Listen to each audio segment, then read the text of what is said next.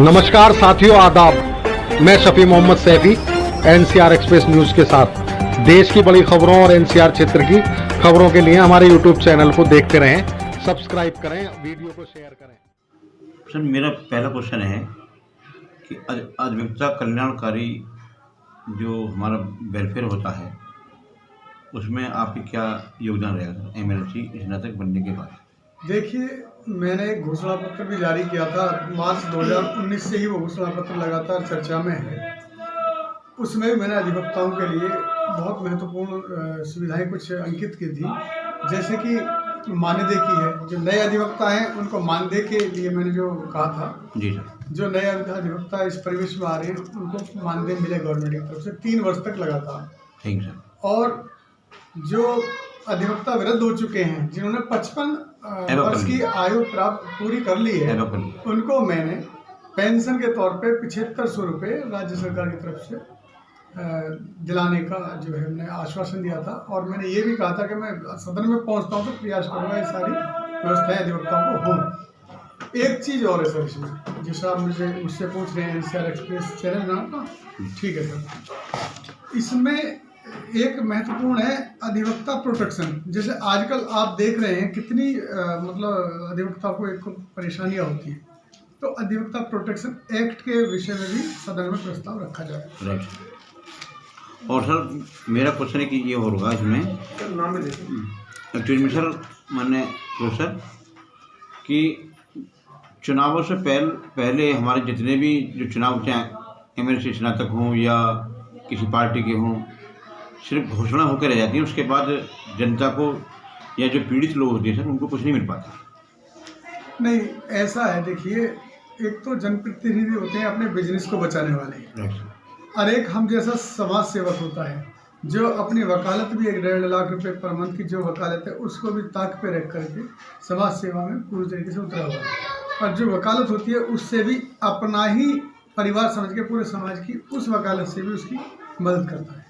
तो अब छोटे शब्द बड़ी बात हो जाती है।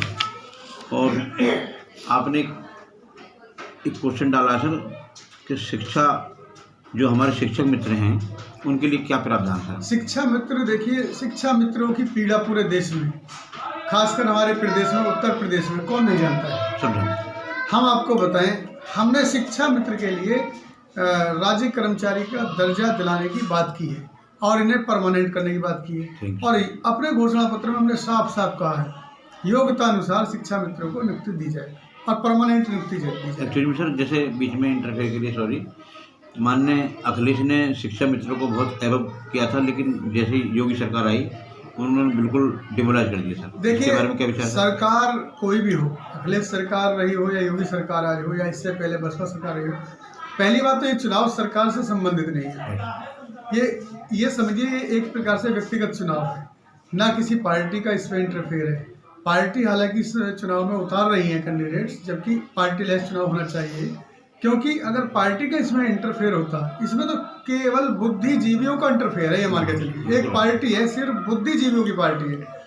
क्योंकि आपने देखा होगा अगर पार्टी का चुनाव होता, आम चुनाव होता, तो उसमें सिंबल दिया जाता। सिंबल किस लिए दिया जाता? सिर्फ इसलिए दिया जाता है कि आसानी से वो वोटर अपनी कैंडिडेट की पहचान कर ले कि मेरा कैंडिडेट इस सिंबल पे है। लेकिन ये बुद्धिजीवी वर्ग का चुनाव है, बुद्धिजीवी हैं, सरकार को पता, इसलिए नाम से चुनाव होता है। मेरा नाम है जैसा अफरोज खान, मेरा नाम अफरोज खान है तो अफरोज खान के नाम के आगे एक फोटो होगा, उसके आगे फिर अधिमान का कॉलम होगा, अधिमान में नंबर 1 लिखेंगे वोटर्स।